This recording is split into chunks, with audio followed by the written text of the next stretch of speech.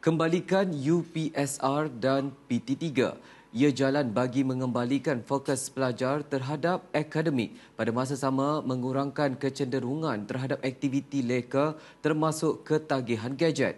Perkara itu dibangkitkan seorang pemerhati yang melihat desakan ramai ibu bapa supaya ujian pencapaian sekolah rendah UPSR dan pentaksiran tingkatan 3 PT3 atau asalnya penilaian menengah rendah PMR dikembalikan. Ia susulan pelbagai isu moral dan jenayah di sekolah semakin menjadi-jadi sejak kebelakangan ini.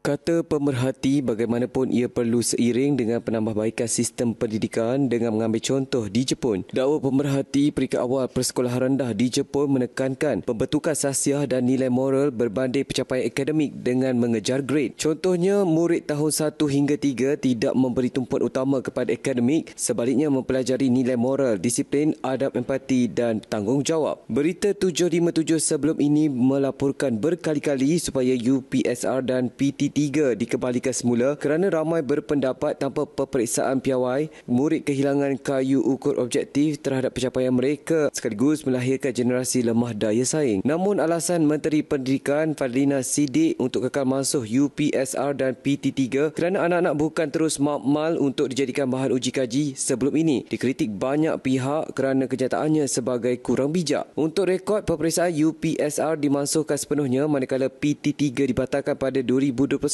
yang ketika itu di bawah pimpinan Menteri Kanan Pendidikan Datuk Dr. Razi Jidin.